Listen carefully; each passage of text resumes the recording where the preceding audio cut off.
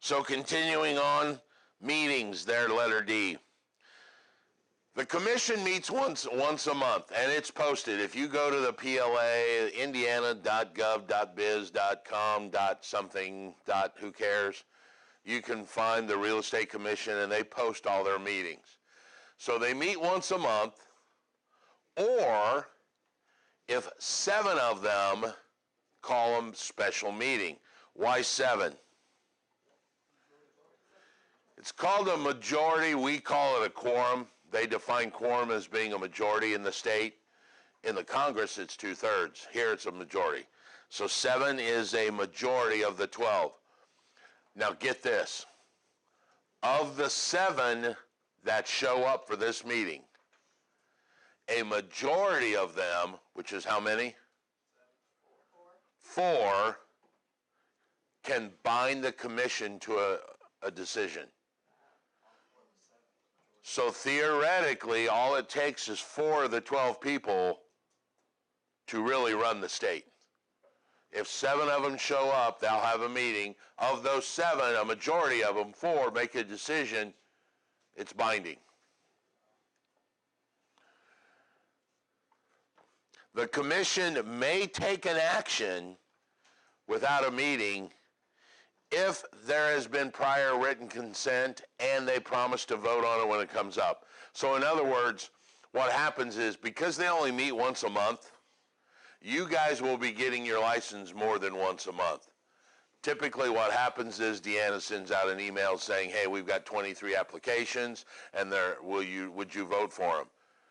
And then they'll say, well, are they good applications? And I think they use the term clean. And she'll say yes, and they'll say, yeah, we'll vote them in at the next meeting. So virtually, even though there's not a meeting until like December the 12th, if you guys turned your application in, you're pretty much golden, okay? So they can have meetings or they can have decisions without a meeting too. Each member is entitled to a per diem. Per diem means daily rate, so they get paid to be there. It is not much. It's like $50, $70. They don't do it for the money. They do it for the power. I mean, they do it because they want to give back to the society. They are also entitled to travel reimbursement. So if they come from Fort Wayne, the lady from Fort Wayne, she gets paid mileage. And they also get paid if they have to stay over, so lodging and anything like that. All of these expenses come from the state's general fund. All right, sidebar for a moment. The Real Estate Commission has 2 bank accounts. The first bank account is called the State General Fund. All right? The State General Fund. The State General Fund is run by the Secretary or the Treasurer of the state. They hold our money. They do all of that for us. But we control the bank book. All right?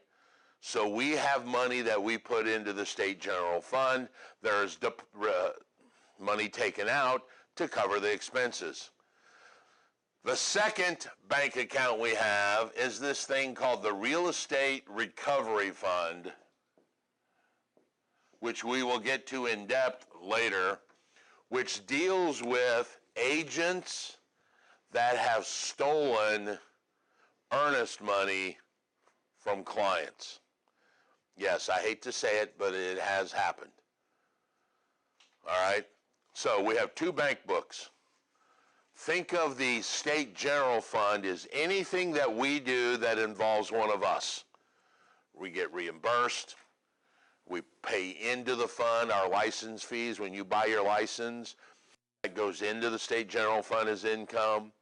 They use some of that money for continuing ed. They earn interest on it, all of that. The second one is the Recovery Fund, which deals with an aggrieved client. Okay? Number 4 there, it says that license renewal fees and fines are handled by the PLA and forwarded to the state treasurer for deposit. So all of our fees go in there as well. That's their income that they earn. Somebody earlier said they thought their license was $60. That money would go into the state general fund. All right? What powers do they have? Number 1, they adopt, administer, and enforce license law. What word is missing there? There is a 4th word that normally goes with those 3. They do not police license law. There is no police in this industry, so to speak. You want to know who the police are? Look to your left and look to your right. If you're at home, look in the mirror. We police our own agency. You guys understand what the police do, right? All the police do is really drive around to make sure there's no one that is acting unsafe, and if they are, they take care of them by either pulling them out of society and putting them in jail until the judge determines if they're guilty. And a lot of times you see that, I love that on Cops episode where those guys are telling the cops, I'm not guilty, I didn't do it. And the police says what? I don't care. That's not my job. The police are not judicial, they are enforcement. So they haul them in front of the real estate commission or in front of the judge. Then the judge says, no, you're innocent, you can leave, or you're guilty, go to jail. We don't have that. So if there's someone that you're doing a deal with that you think is shady, unless you tell, no one will ever know. And ironically, the funny thing is my wife's a 2nd grade teacher, and she's always telling the kids, don't tattletale. No one likes a tattletale. You know, snitches get stitches. No, that's not what she says. And I'm here telling you, tattletale. It is your job. Who's the J.D. Power ranked most trustworthy professions? And we were just above a used car salesman. All right? This is your profession that you have chosen to go into. If someone is doing something wrong, the only way to make our profession as a whole increase is to get rid of the people that are not doing it legally. So I'm a big advocate of turn them in. When in doubt, turn them in. All right? Because that's how I make my profession safe, because I don't want other people out there doing things wrong or illegal. When I hire agents, most of the time I give them 2 options, or 2 words. I don't care what you do, as long as it's legal and ethical. Other than that, 3rd shift, you want to sell to Greenwood, you want to sell to the Hells Angels, you want to do it all in January, I don't care, just as long as it's legal and ethical. Those are the 2 big requirements for me. So, number 1, they adopt, they administer, and they enforce it when someone brings them in. Oh yeah, and we're going to go through the whole enforcement process. They are the only ones that issue, deny, suspend a license. My board can't do anything with your license. They're a local union. They adopt the standards of competent practice. Well, at the risk of making everybody lost, I'm going to do this different this time. Really what they do is they tell you where the violations are and say, here's the 22 violations. If you're not doing one of these 22, you're assumed to be practicing competently. So the reality is they adopt the standards of incompetent practice, and if you're not doing one of these things, you're practicing competently. All right? 4 is they do investigate complaints. This is what I was telling you. If you're the police and I file a complaint against, say, Matthew back there, they will investigate it, and then they will have the enforcement, but they don't walk into my office and go, let's see your last 8 deals and see what you did. They don't do that kind of stuff. They can bring action in circuit court, so they can do stuff. This is a civil. If you get in trouble from the Real Estate Commission, it's civil court. But if you've done something like fair housing violation, not only will you get in trouble with civil court, they may take you to federal court if it was a race case, remember? They are allowed to inspect your records.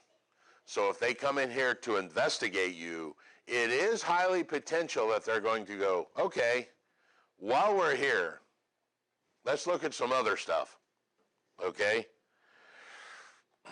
They can conduct hearings. They do it all the time, and they're open to the public. You guys should go sit and listen. Always makes you feel better about yourself. Despite how much you guys have complained, they have approved the exams in here.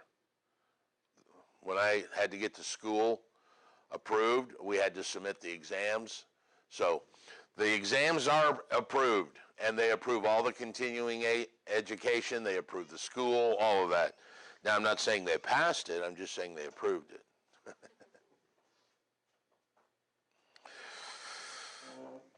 I love this next one. I have no idea why it says they adopted a seal called the Indiana Real Estate Commission. Ooh, okay. Big deal. They did that one time long ago. And they do not resolve money issues. That's a local union thing. All right? So if I feel that somebody's violating license law, I would turn them into the commission. If I think another brokerage has cheated me on the commission split, then I go to the local board. That's not a license law issue. So understand there are two separate entities. Today we're talking about license law, but if they don't deal with money, you call them up and go, hey, I think Josh cheated me on that, my split of the commission. They're going, we don't care. That's not a license issue. That's a collective bargaining issue. Talk to your union, which would be my board. All right, who needs a license according to the Real Estate Commission? We're going to change audio files.